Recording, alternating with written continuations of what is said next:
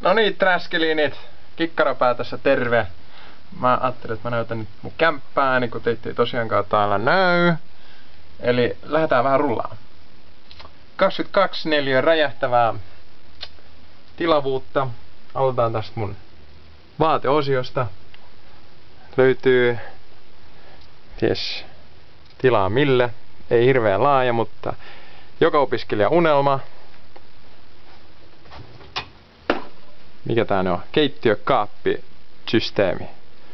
Eli tavaraa on ja luksuks kokoinen jääkaappi. Tavaraa on. Ja mikä parasta,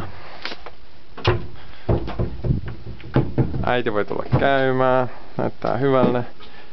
Veski. Onko vedetty? On hyvä. Sitten toi. Joo, näyttää varmaan tutulle. Toi. Vuokra isäntä. Tai ei toi ovi vaan huoneisto. Ja nyt on vähän valottunut tää huone, mutta toi.